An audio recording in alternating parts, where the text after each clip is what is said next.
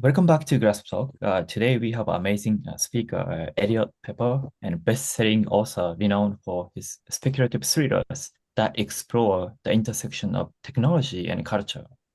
And some of his novel works include Foundry, Keeper, Veil, Bandwidth, and Cumulus. And his novel has praised from various publications such as New York Times Book Review and Popular Science and San Francisco Magazine, Business Week, and so on. And also from notable figures like Seth Godin and Cory Doctorow. And so also you can find his writing in publication like Harvard Business Review, Scout, TechCrunch, Vice, and Verge, and so on. And beyond writing, and he has advised several tech companies and entrepreneurs, venture capital investors, and so on. So today, we would like to ask him about his career, writing process, and how to come up with the novel ideas and how to imagine the futures and manage ideas and storytellings and so on. So thank you for joining today, Elliot. Thank you for having me. It's a pleasure to be here. So first of all, we are like curious about your career, especially what made you a writer. And because Hmm. from your LinkedIn profile, your career started as research assistant, and like you were researching on Oh. international environmental like treaties, and then Mm, you became business development associate and mm, started your company, then became an entrepreneur in residence at venture capital. Then you became a mm, writer. So we mm. wonder what happened and what made you a writer. Yeah. Yeah, that's so funny. I have not updated my LinkedIn in quite a while. I think that I think there are two answers to that question. I mean, the first is that basically what made me a writer is I've always been a very enthusiastic reader, and I continue to think of myself as a reader first and a writer second. So I've always just loved uh, to read since I was a little kid. I would always sort of hide in the bookstore shelves and the library stack so that my parents couldn't find me to take me home because I just wanted to sort of explore and pull books off the shelf. So I loved as I was when I was very little, I loved being read to, fairy tales and all the rest. So I've always just loved reading, and so all of my writing comes from a place of uh, uh, having an idea for a book I would want to read, and then trying to solve my own problem by writing it. Right. So that's really where all my books come from is I'm just like, oh man, wouldn't this be a wonderful novel? Wouldn't this be like a really powerful story that I would want to read? And then I'm writing it almost for myself as the reader. And then to the extent that other people enjoy them, it's really just that maybe they share my taste or something like that, right? So that's really sort of the core emotional place that like I come from as a writer. But I'd say that like the way to connect in retrospect, the way to connect the dots of like the different kinds of work I've done is really just me following my own curiosity. So when I was in graduate school, I went to graduate school to study international environmental policy, basically international relations. And so I worked briefly in a research lab for David Victor, who's he's the lead author on the policy side for the UN's IPCC climate change reports, right? So he's an expert in sort of the geopolitics of energy and climate. And I really thought that was just a fascinating area. And I thought that wouldn't it be cool to research that area, to learn more about why treaties fail and how you can set up better agreements between countries to try to protect the planet. It turned out that I was not well suited for actually doing the policy research. I got my dream job working for him, and then I hated the work. Not through any fault of his. He was my best professor in graduate school, but reading detailed treaties and then sort of having theoretical arguments about what went wrong felt really divorced from doing work where you could see the practical impact of what you were seeking to achieve. It just felt very removed. And so, in order to try to get closer to that practical impact, I got an internship at a startup, and they were doing plasma arc gasification technology, which is waste energy. So they basically built these machines that were like the size of 40-foot shipping containers, where you would drop garbage in one end and it would gasify it, and then you like basically turn it into clean electricity.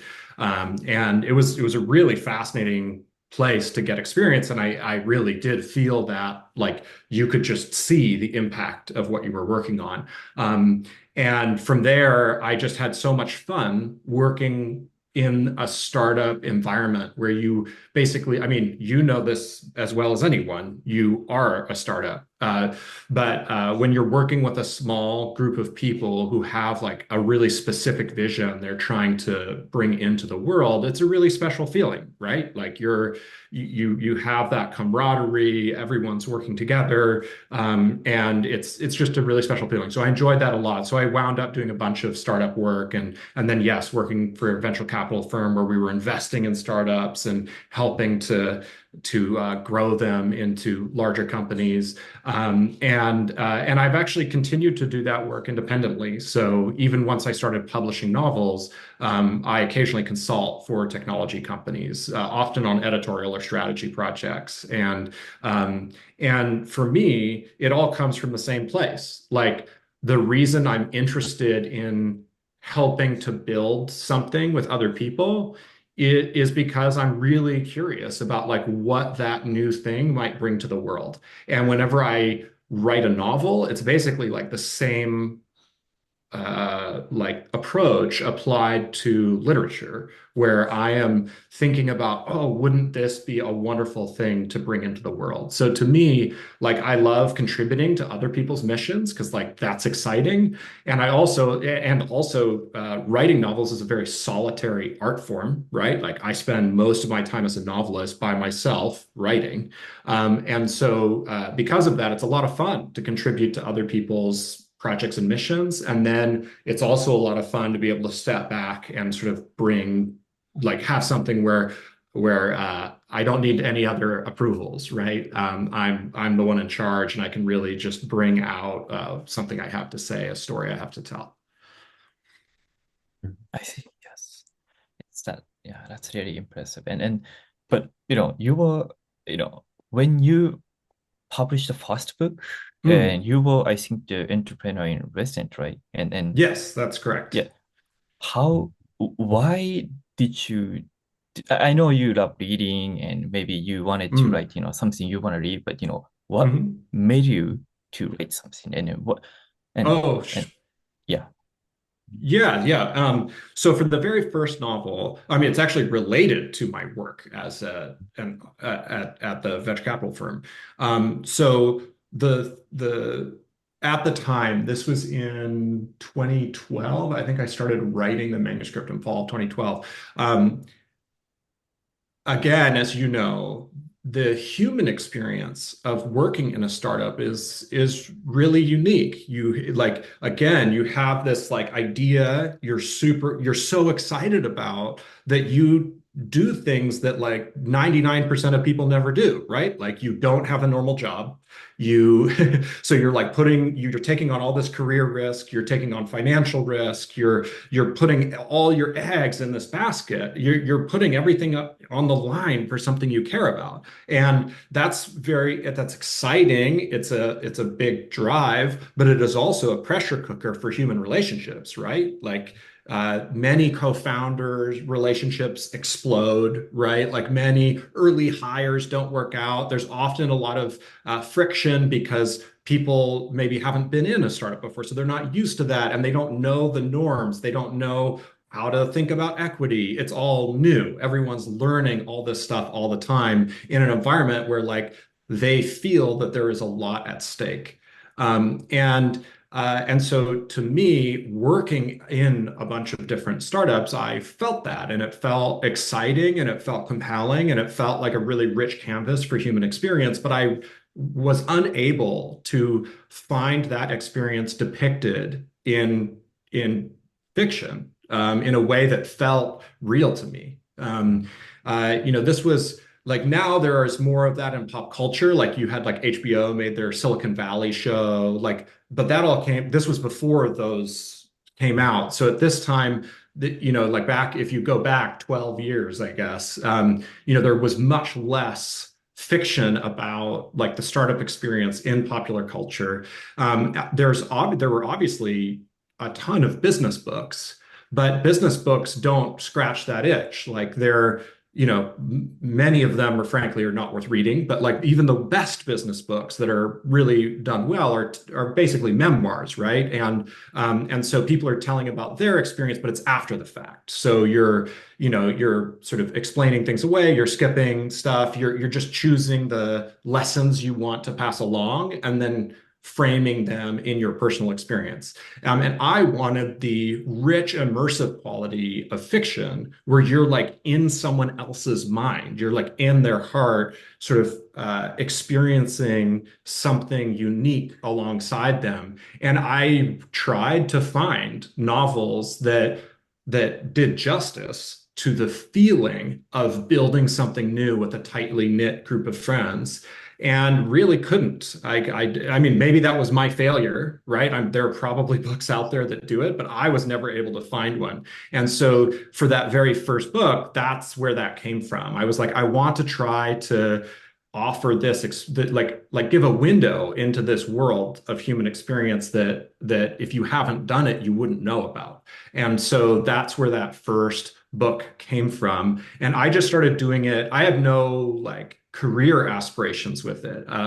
I like opened up a Microsoft Word document and like started typing. And so, and then just kept going because it was fun. And I shared it with a few, early drafts with a few people, and they were encouraging. And so then that gave me confidence. And so then I kept going. And so that's where the first book came from. And then when I got a publishing offer, like fast forward to like once I had a manuscript, like I got a publishing offer on the manuscript. And that's when I had to decide, like, okay, like what do I want to do next? Like, do I want to invest my time in trying to like bring this book out and then like do more writing, or do I want to just treat it as, oh, this was like a fun little project, like I'm going to move on to work on a new startup or something like that. And at that point in my life, I try to basically think about, 40 years from then, what would I regret more? Right? Would I regret not taking a chance on the book, or would I regret like not doing more work helping to build technology companies? And I really decided, if I look back when I'm older, I'm gonna say, man, what if I had like, tried to share that book with more people? So that's why I wound up pursuing it. I like the story, but so like writing a book usually takes so much time. Right? So yeah, in Mhm. general, so yeah, how long does it take to write a story and publish a novel? Oh, for me, it's varied a lot, like between books. Like every book sort of feels like you think you would get better at it, right? You'd think it would be more predictable over time. Like, oh, now I know what it. I mean, I'm currently writing my 12th novel, and so I would have expected that I'd be like, oh, okay, now I have it down to a science, right? Like it'll take this long, etc. And like every book is different. Like every novel is a totally new beast that you have to like figure out how to tame. And and I also think that frankly, like is part of the what keeps it interesting. Like if it turned into something where it was formulaic, then I think the results would be formulaic. And so for me, I try to embrace that, even though frankly it can be frustrating. So I've had books where I wrote the entire rough draft in like a 4 month period.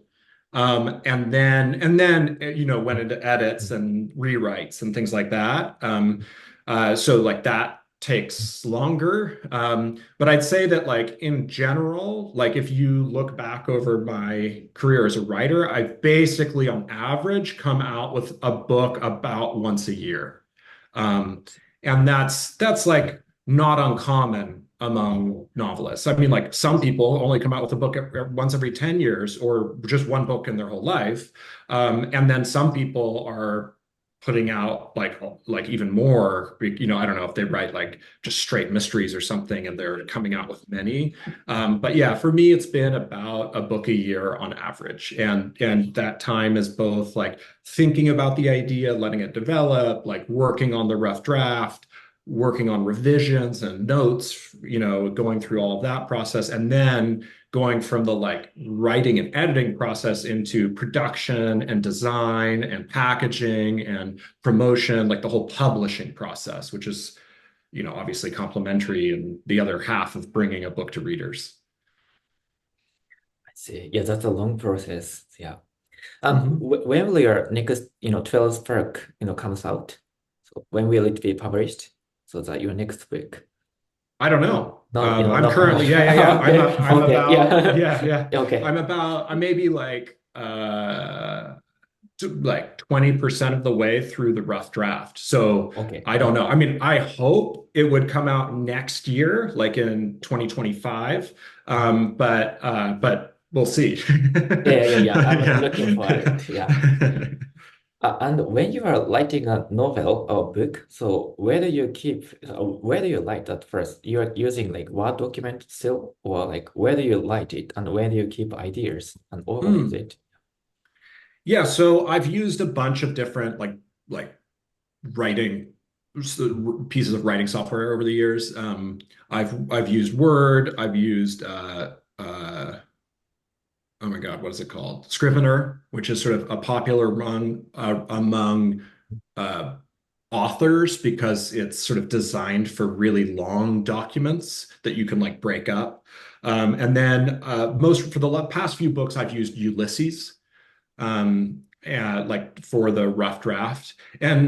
But to be honest, like I am oh, and then I use Word for edits, not because I like Word, but because the industry standard is Word. And so when you're working with like many different editors on a really long document, you need to be able to like track changes and easily work with people who have different systems. And so Word ends up being the most convenient. So I usually write the rough draft in Ulysses and then export it to a Word document for collaborative editing. Um, and so, yeah, I mean, I also use Google Docs a lot, but usually not for books. It just isn't that great for really long documents. It's wonderful for short documents, but once you're talking about like a book length document, the features just don't work as well. Um, so that's what I use, but I will say that the the shoes didn't make Jordan a great basketball player, right? And Mm. I think the same about like writing tools. Like I don't care. I could write a book in Apple Notes. Like it's like if it's a word processor on a computer, so I don't have to write by hand, like I can make it work. And really, the only thing I'm going for is uh, like having a full screen option so I just don't have like other things distracting me and I can just like be in the text. Like that's really the only feature I care about. And nothing else matters to me. Now, that being said, like I know many other writers who, for example, who might use a piece of software like Scrivener, where they have elaborate systems for, notes and tracking highlights of all maybe they're doing all this, like all the research they're doing to support the novel. They'll have like an entire, almost like their own software stack on the back end of like, just like a very intricate knowledge management system for how they work on a book. But the way that I write fiction is that I actually abstract all that away because my philosophy is I think the best books are only about the things that the author is obsessed with. Like like fiction, nonfiction, I don't even care. It's just like what if you are really obsessed with something, if something really piques your curiosity, that's what you're going to be the most that you're going to be able to write about that in a way that is so compelling that it brings other people in. And so my philosophy of writing is that I only focus on that. And so if I'm not already obsessed with it, if my brain has forgotten it, it means it wasn't something that I needed to write about anyway. So I basically just read things I'm fascinated about, and whatever sticks with me gets woven into the novel, and whatever doesn't stick with me, that's fine. It means I wasn't sufficiently interested that it should graduate to being included in a work of fiction. In that sense, I think I assume you have written many stories you haven't published yet, but have you discarded your some stories that doesn't like like excite or will you keep reading it? Will that come back later? Then you get a Hmm. better idea. I'm curious about how that works. Yeah. I'm not sitting on like a bunch of manuscripts that aren't published. I mean, I have tons of ideas, many of which I don't ever pursue. And I have some ideas that I've like sketched out a bit that I then, don't pursue because I'm consider, oh, what should I do next? Right? Which path should I take? And so sometimes I play around with some early material in those areas and then choose a path and go with it. But like really, once I've committed to a novel, I write the novel, and I publish the novel. And again, I am not saying this prescriptively, like that other people should do that. Like their writers take many different approaches, but for me, I've always felt that. Actually, let me start this explanation in a different place. Once you've published novels, and like if you build an audience for them and if people enjoy them, very quickly you start getting emails from aspiring writers asking for advice, right? Who are like, oh, I've always had this idea for a book, like, or, whatever, right? Or I've been working on this manuscript. It's wonderful, right? It's like, it's such a beautiful thing. Like, I've sent people emails asking for advice. So I always try to be responsive, and and generous in what I can offer them. Um, but you quickly realize something, which is that many aspiring writers are 20% of the way through three projects, right? And then if you checked in with them 10 years from now, they'd still be 20% of the way through three other projects, right? And I believe that by doing that, you learn nothing. That if you want to get good at writing novels, you need to finish novel. Like you need to actually finish a novel. It would be like, oh, I want to learn to be a cook. I'm going to like I have water boiling on the stove and I have a cup of dry rice on the counter and I'm just gonna stop right there.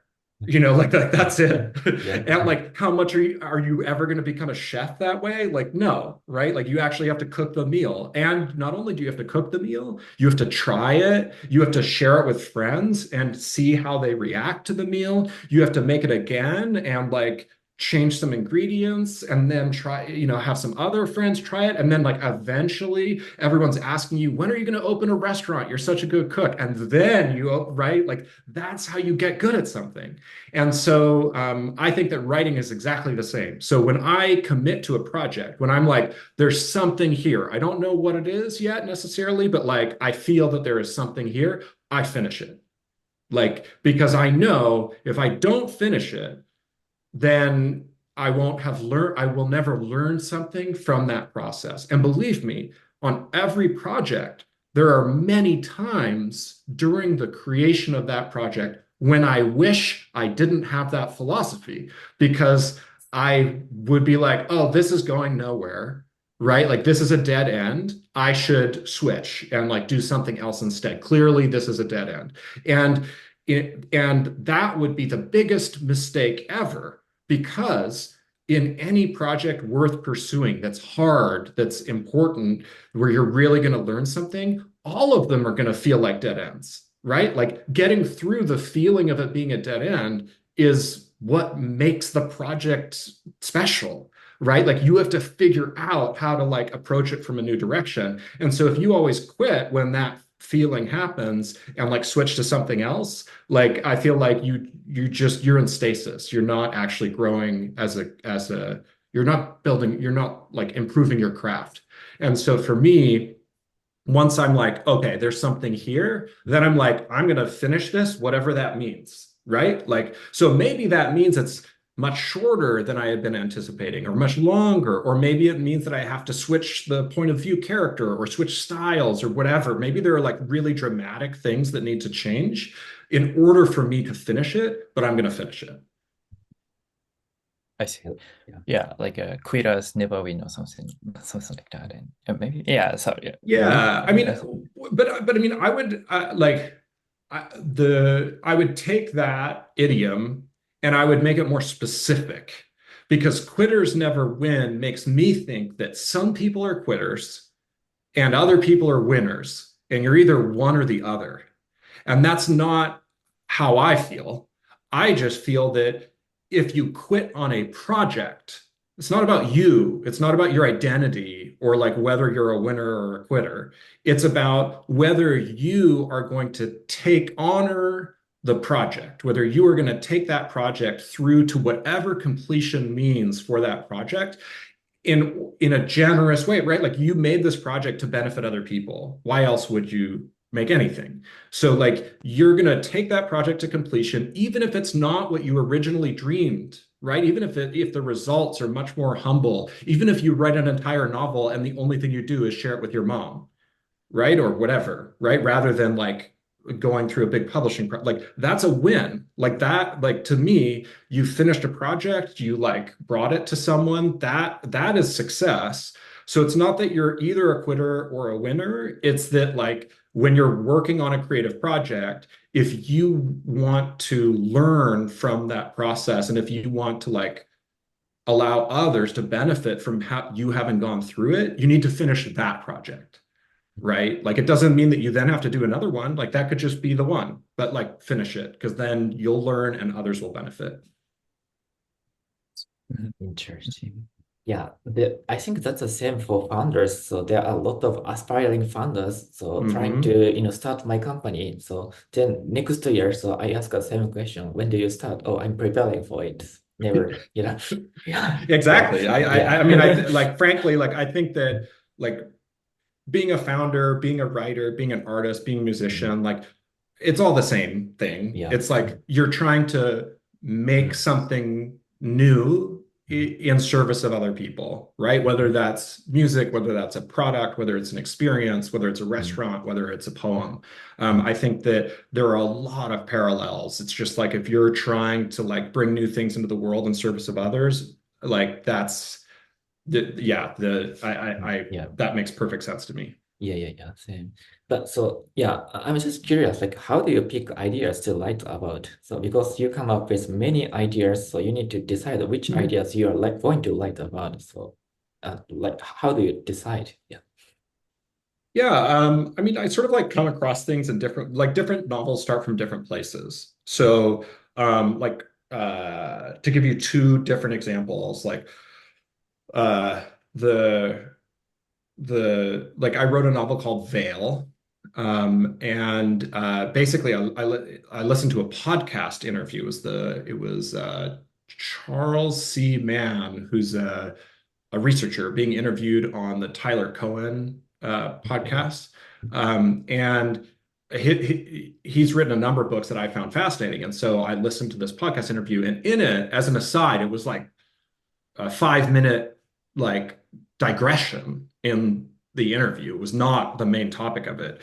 He mentioned research into solar geoengineering, which now is more in the news. But again, this was like 5 or 6 years ago. And solar geoengineering, it basically, I think all of your listeners or viewers are like familiar with climate change, and how actually the research I was doing back in graduate school on international environmental policy, like countries have not gotten their act together. Like governments are doing a very poor job stepping up to try to solve this problem, right? It's like I think everyone can agree on that, regardless of regardless of what you think the best response is. I think that the UN's and like basically Earth's governed nation states are not pursuing anyone's version of an appropriate response to climate change. And so people are getting more and more desperate. And one proposal that certain climate scientists have is that I mean, one of the fundamental issues with climate change is just like greenhouse gases mean that we absorb all this heat from the sun and more of it stays within the atmosphere, right? Like that's what happens. And so that's why the Earth is warming. But if you fly planes really, really high up in the stratosphere and dump dust, literally dust, out the back of the plane, um, you can create a really thin veil, like on the outside of the atmosphere, that reflects a tiny percentage of incoming sunlight, right? So, in doing so, less energy enters the Earth system in the first place because the Earth is slightly more reflective, right? So a little bit more sunlight bounces off the atmosphere instead of entering it, and that cools the planet, right? So Mhm. this actually happens naturally every time a major volcano explodes. Oh. So a big volcano, when it explodes, it shoots a bunch of dust way up high, right, into the stratosphere. So if you look at all major volcanic explosions throughout, or eruptions, like throughout history, because you can look at it in ice core data, right? You see that every time there's a large volcanic eruption, the Earth's temperature goes down for a few years afterwards because you have this dust up there reflecting more sunlight, and then the dust settles slowly through the atmosphere, and then it returns to normal, right? So that's a very regular thing that happens whenever a volcano erupts. And scientists are now saying, well, if climate change gets bad enough for humans, one thing you could do is simulate that by flying these planes up and creating this like dusty veil on the outside of the atmosphere, which would like reduce global temperature. Like there's many people do not want this to happen for many good reasons, but everyone agrees it would work. Like Mm. it's not a question of like whether it would reduce the Earth's temperature. It's a question of like what would the consequences of reducing the Earth's temperature be? And as you can sort of guess, like those consequences are very hard to predict for the same reason that weather and climate are very hard to predict because it's the Earth system is really complicated. And you can imagine that if someone starts doing that, there would be a lot of controversy, right? Like every government would like want to have agency in that decision, but then like share like governments figuring out what to do together is the reason we're here in the first place. So it's just a very messy, thorny question with no easy answer because it's like people are only proposing it because climate change is getting bad, right? So it's just there's no exit. And so I heard him describe this, and I was like, oh my God, first of all, that's crazy. Like I did not know this was a thing.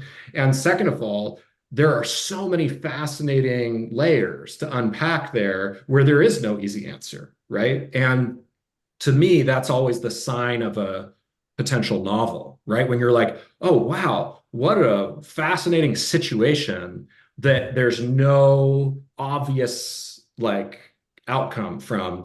And so that's why I started writing that novel. I was like, this has to be a novel. Like literally listening to the podcast, I was like, I'm going to write that novel. Mhm. And so that was like a very specific instance. But then like the book I'm currently working on, I had almost an idea for a scene, like the interaction of like a few different characters, like how like it's more like a personal situation rather than an intellectual or like a high concept situation. And that also seemed really compelling. Like just like how relationships shift in this scene felt like, oh wow, you could play it out in all of these different ways. And that was the seed of the manuscript I'm currently working on. So my books all start in different places. Mhm. Interesting. Yeah. And in this sense, so what do you keep in mind so when incorporating the future technology and social evolution into novel? Because Mm. if it's too fantastical, so people won't believe it. But if it's like too realistic, people won't be Hmm. interested. So do you have like a sense of like balance between the two, like, or is there any technique or something you take care of, Hmm. take maybe take like make people think it could happen?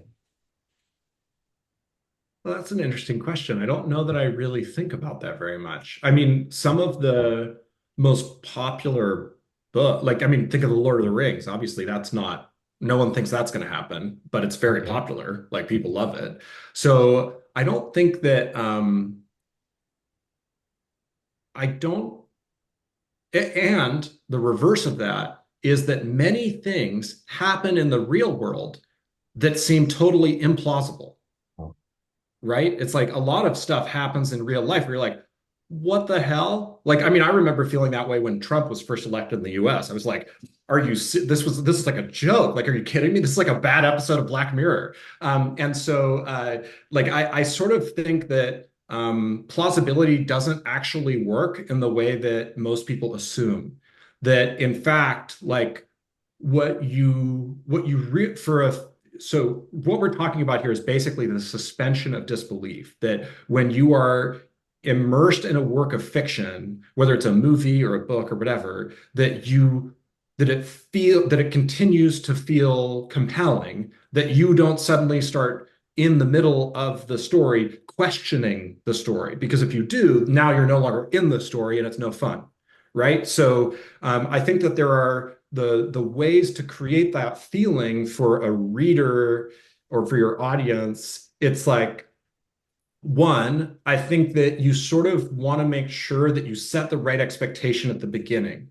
Like as an example, if when the first Star Wars movie came out, it was marketed as uh, a biography of a young farmer, which like might technically be true. Like Luke was a farmer on Tatooine right before he became a Jedi Knight. But if you went to that movie expecting it to be about like a farmer in Iowa or something like that, it would be really weird. mhm. So I think that part of it is like setting the right expectation for readers about what they're getting into. And so part of that is like the cover, how you describe it, like the marketing, all of that. The next step is that when you start to read a book, um, you want that expectation to be set within the story.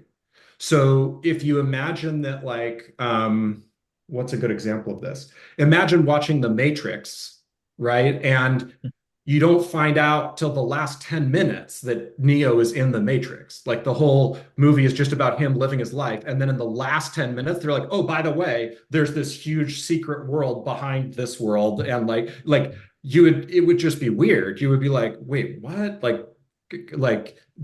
We've come all the way here, and I thought we were that his real life mattered, and now you're just saying it's code, right? Like it wouldn't work. But because in the beginning they're already starting, they start that cycle of like questioning reality and then finding these new layers to it, it works. So I think that like the story basically needs to be self-consistent. You're creating a pocket universe. So it doesn't matter how much that universe reflects the real universe. What matters is that within that universe, it makes sense and that characters believe in it, right? That it feels real to the characters in the story. Like if they act as if it's real, if it looks like it's making them feel as if it's real, then the audience basically will believe it is real in the sense of like it's real for that story.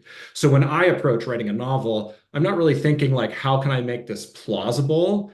I'm more thinking what is the most interesting version of this story? Like, how can I make this story how can I make you want to know find out what happens next, like in the most rich possible way, right? Not just plot, like also the intellectual content, the characters. Like, how can I make it just feel extremely compelling? And if I break the things I just talked about with regard to suspension of disbelief, that will break the story, right? So I can't ignore it. But the thing I'm actually aiming for is that it's just a very compelling emotional journey rather than that I'm throttling the use of a new technology in a specific way.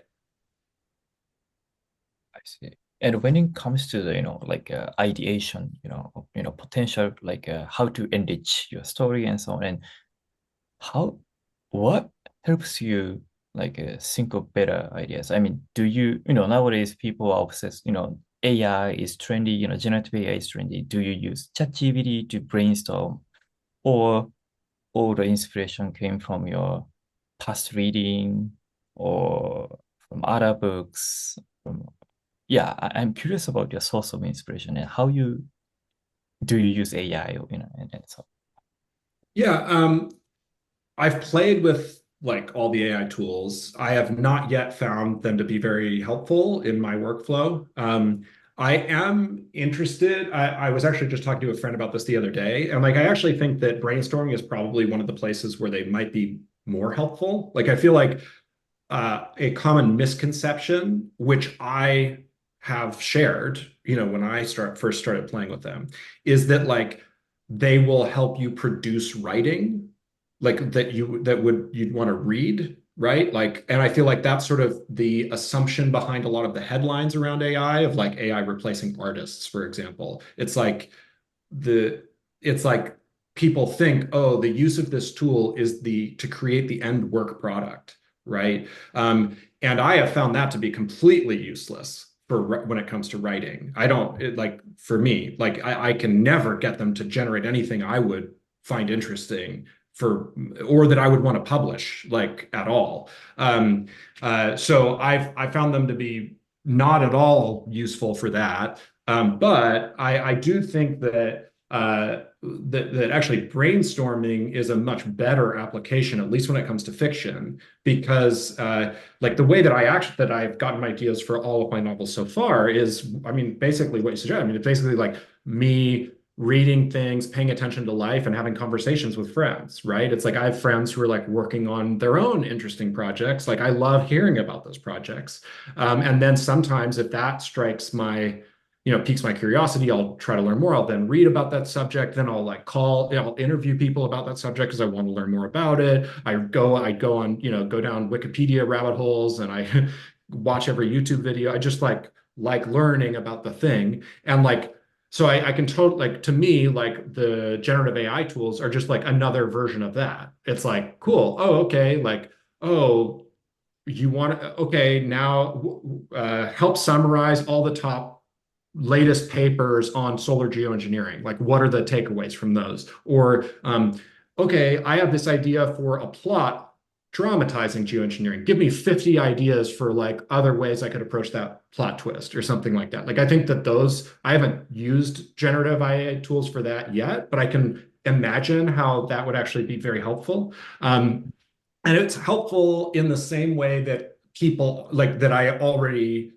uh, get from people. So, for example, when I'm trying to come up with ideas, I'm often talking to people about them, my wife, my friends, or whatever, right? Like, oh, what if this? What if that? Or isn't this fascinating? Right. And just, a short conversation. And then once I'm working on a novel, once I have the manuscript and I get notes, then I'm revising it. I'm trying, like people are giving me notes like, well, this isn't quite working for me. Or like, what if you did this instead? Like those kinds of things. And then I'm always needing to figure out what do I do here? And so I think that in the same way that like working with other writers in a writer's room can be really helpful, I basically think that like that would be a useful application of a lot of these generative AI tools because you could just like, oh, okay, give me 100 ideas. I'm not going to use any of them, but that makes me think of idea 101, which then I run with and write a scene about. So I think that feels like a compelling use case that I haven't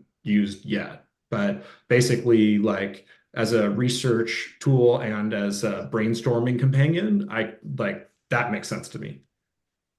I, Sorry, this is a random question, by the way, but do you Please. do book club with other writers or authors?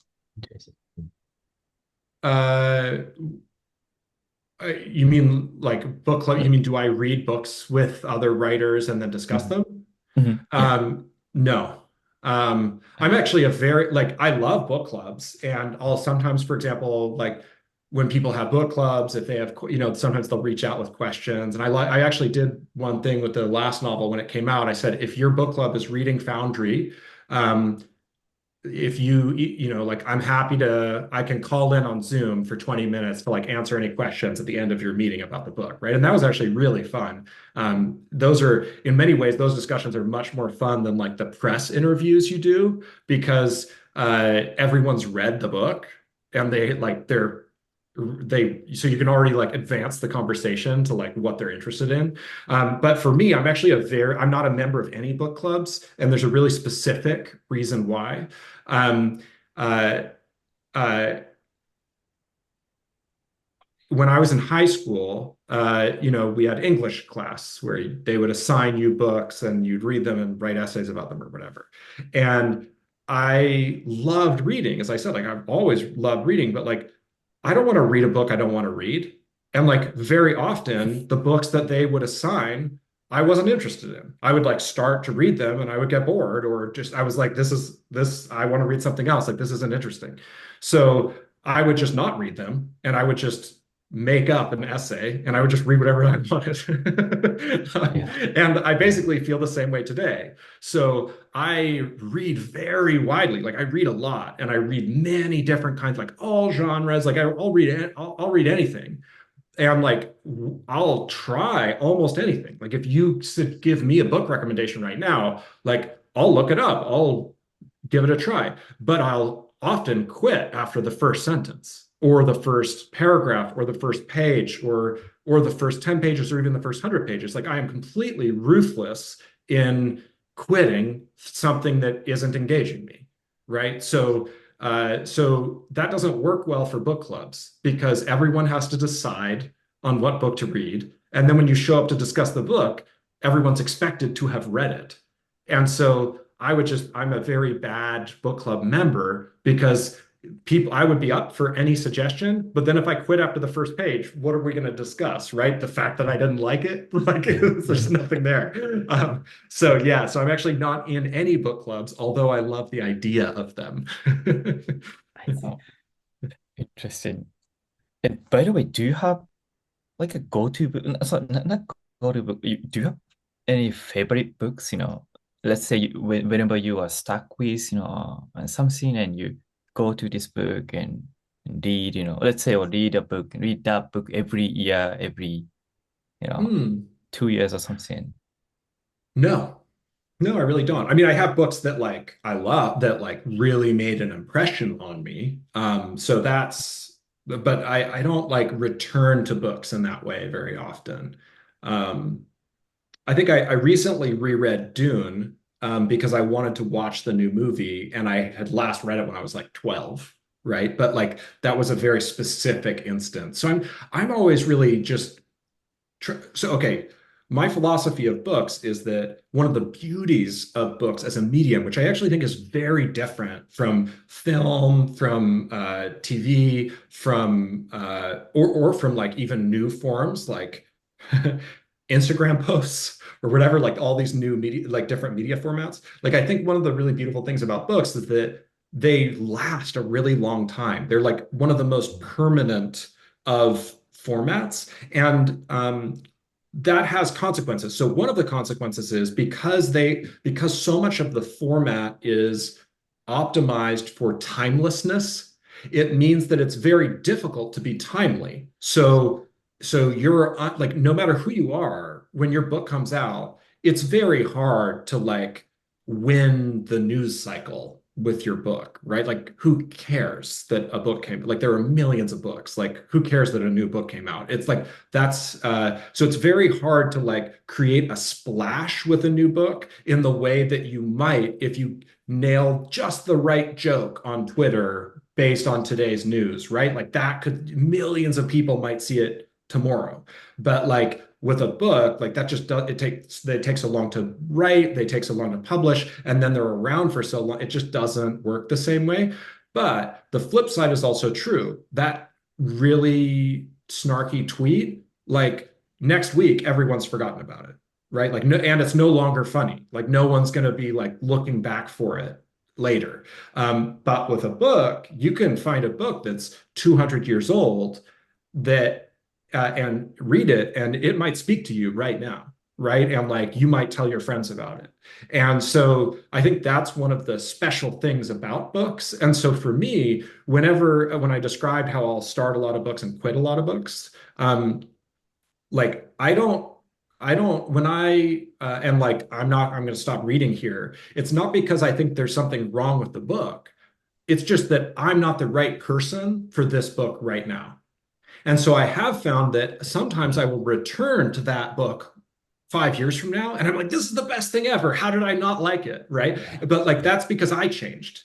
Right. And so I think that that's like when I am thinking about what do I read next, I just ask myself, what do I most want to read next? Right. Like what makes me want to read it next? And so I don't have any habits of like returning to things on purpose because I have no habits around it except what do I want to read right now?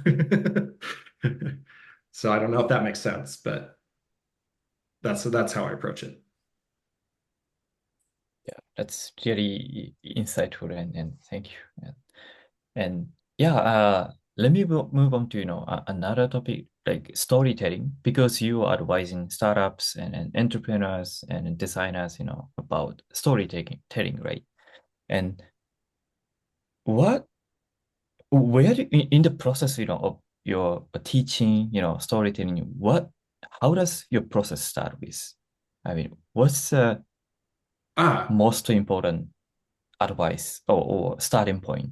I mean, yeah.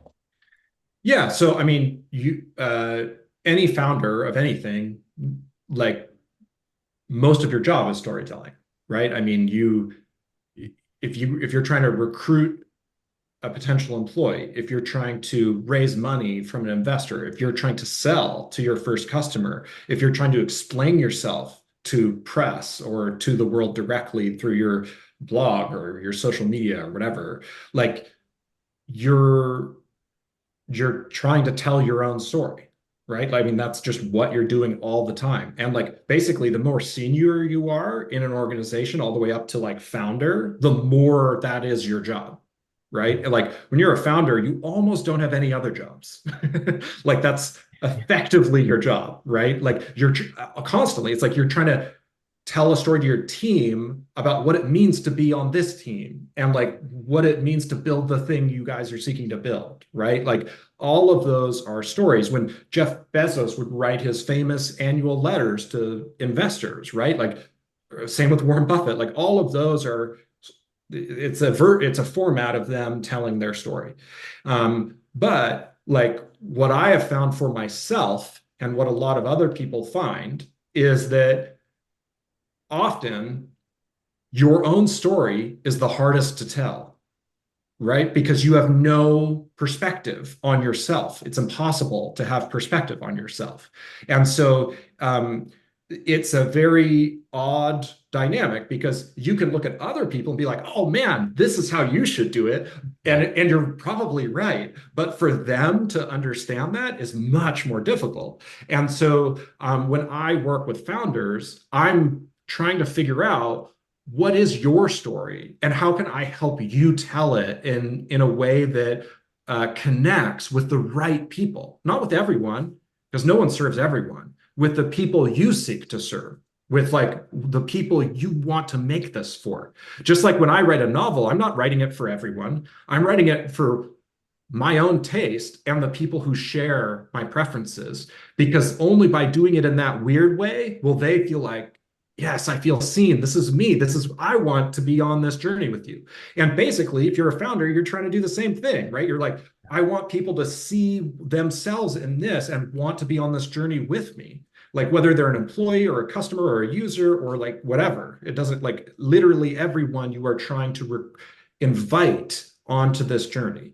And so when I work with companies, it depends. I mean, the exact logistics depend on the shape the story needs to take. So, say you're doing your launch video, right? Like that's a different format than a tweet thread, which is a different format than like an essay or a blog post or a manifesto, right? But like very often I will come in and spend a significant amount of time interviewing everyone uh, who is exercising a guiding force on the mission.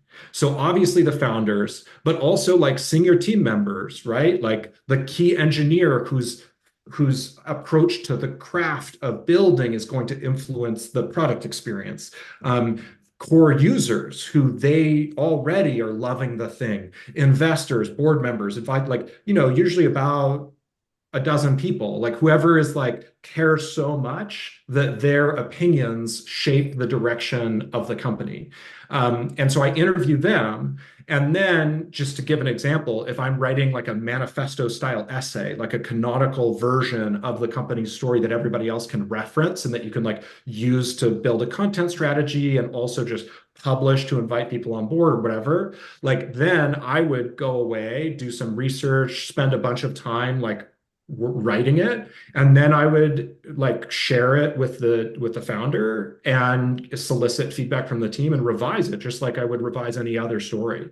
And my goal is not to like have me tell a cool story, it's to help them articulate the best version of their own story in a way that will where the value will compound over time.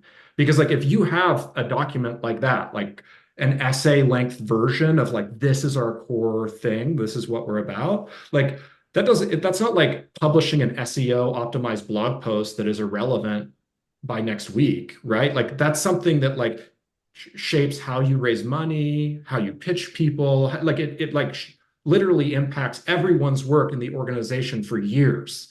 And so that's really worth investing that amount of time and care in, because now you have this asset that can really sort of like, yeah, just like articulate that core vision. And I think that frankly, I mean, like obviously part of it is I spend my entire professional life thinking about story and like what makes them work and how to make better ones. But I think that at least half the battle is that I'm an outsider. And so you come in and you just have you have that sense of perspective that they don't. And I feel that too. The hardest thing for me, like, is not writing the novel, it's telling the story of the novel to other people afterward, right? Because I have no perspective. I like that, like I'm in the same position. I'm like, I live this. How am I supposed to describe it to you? Um, so that, yeah, that's what my the projects I do for companies, that's what they look like. Thank you. Yeah, that totally resonates with, yeah, I think many founders and I think, yeah, people, I think, yeah. So, and sorry, the time is running, and uh, so before ending, oh, we already shared, advice to aspiring writers, right, already, but do you, finishing project and so on, but Mm. do you have any other advice to aspiring writers or founders? uh, Sleep well, Uh-huh. exercise regularly, spend less than you earn.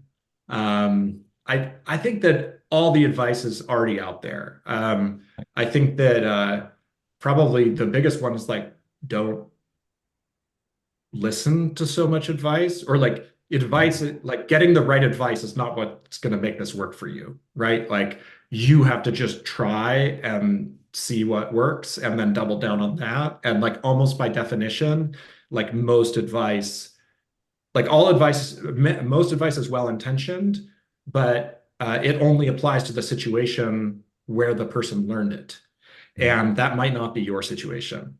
So I just don't like you can find great advice that will advise you to go in every possible direction. So advice is actually dramatically over indexed. Like you're better off like following your like wherever seems right to you. And I think that the only advice that I find to be like worth paying attention to is like the most basic, straightforward stuff. Where like, okay, I mean, like if you quit your job to become a musician and you're not already making money from doing gigs and you can't pay your rent, you're going to be in a very stressful, you're putting yourself into a very stressful position that is unlikely to benefit your music. So like, why would you do that? Right. So like, I feel like really basic stuff like that. Like, I know I can't operate well if I don't sleep well, but a lot of people stay up really late. And like it sounds just stupid, but I feel like that level of advice, that's the advice worth paying attention to. The tactical advice, forget it. I see. Yeah, that makes sense. Yes. And yeah, this is actually this will be the last question. But since Grasp is a platform where people, share what they are reading, learning with others as the digital legacy, and yeah, I'd like to ask you, what kind of legacy or impact do you want to leave behind? And you already, by the way, sorry, in addition to that, because you share about storytelling and Hmm. the grasp started with my nearest experience. So when I was 20, Hmm. I had a subdural hematoma Hmm. and so much blood in my brain. I had a surgery and I was almost dead, and the left side of my body was paralyzed at the time, and thankfully I'm okay now. I had a Hmm. surgery, I'm okay now. But at the time when I confronted with the reality, that I might disappear from the world, I Hmm. really, I was scared. At the same time, I really wanted to leave something for other people so that I could feel a sense of contribution to the human Hmm. society. So then I wonder, how can I leave something while I'm alive? And Hmm. and especially I'm learning a lot, but why don't I leave something or share something while I'm learning so that others could benefit from my Hmm. learning? So Hmm. that's how we started Grasp. Hmm. And so that's why we are, creating a platform where people can leave their learnings and Hmm. as their digital legacy and so on. But yeah, I'd love to, I would love to know your kind of legacy or Hmm. impact that you want to leave, for future generations. That's a really powerful story. Thank you for sharing. Um, uh, I think that I don't spend a lot of time thinking about legacy, but the way that I think about it, we've already sort of touched on before, which is that uh, when I write a novel, I'm the first reader. So I'm trying to make it for myself because then I can use my taste as a guide. But when I publish a novel, I'm doing that for other people, right? Like if I just wrote it for myself, I can just keep it on my computer and like doesn't, like that, I would have succeeded. But when I publish, I'm doing that for other people. And I'm doing it for, no, again, not for everyone, just for the people who would be so excited to read this in the way that I feel so excited to read the books I love, right? Like when I find a book that really speaks to me, I am so immersed in it. It offers me a new window onto human experience. It offers me perspective on life that I would never have had before. It gives me a new lens on the world to make sense of it and understand it in a new way. And it's fun. It's straight up just like entertaining or funny or wise, right? Like they're all like when I really connect with a book, it's a very beautiful experience. And so for me, when I publish a book, I am doing that. The only point of me publishing a book at all ever is to try to offer that experience as a gift to others, to folks who would connect with the story in the way that I connect with the stories I love. And so the way that connects to legacy is indirect. For me, it doesn't matter if the right people for this book at the right moment in their lives when the book is perfect for them, like it doesn't matter whether they're alive or not today, just as it doesn't matter if they discover it tomorrow or 10 years from now, right? Like the point is that this is there for them when they need it, when they encounter it, when the stars align for them.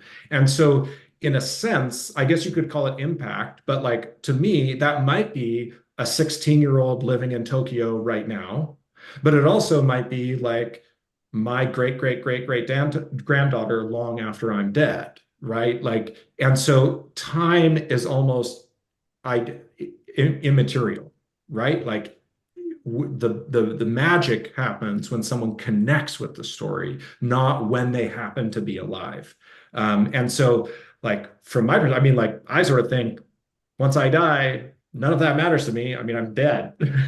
So, but like having contributed something, uh, like like when we have been given this amazing gift, which is to not be dead for the moment, right? Like we're alive right now, all three of us. That's an incredible opportunity, and to be able to use some of that to help enrich others' lives as they're experiencing that opportunity is a really beautiful thing. So that's what I'm seeking to do. That's Beautiful. really beautiful. Yeah. Thank you. And thank you so much for joining today and sharing all the insight and experience. And thank you. You bet. It's been a pleasure. Thanks Yeah. for all your good questions.